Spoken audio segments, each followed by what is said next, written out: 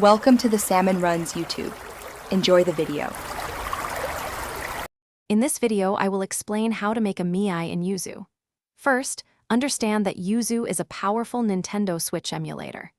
Miis are custom avatars that enhance your gaming experience across many titles. To begin, you will need to obtain your Mii data file, typically named mii.dat, from your actual Nintendo Switch console.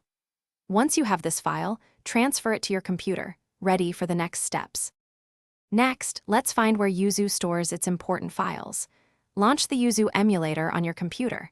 Look for the File menu at the very top of the application window.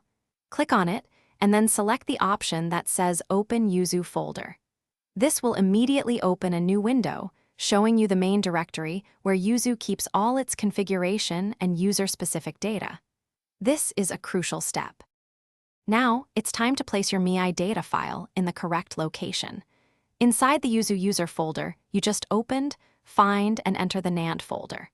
From there, navigate through User, then Save, then the folder named 0000000000000000000. Finally, enter the 000000000000000001 folder. Place your mii.dat file directly here. To finalize the process and activate your custom Mii, you need to restart Yuzu.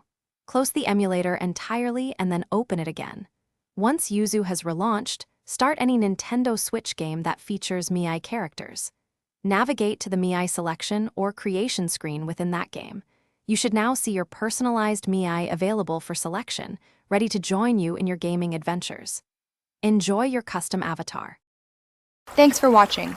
Consider subscribing if we helped you.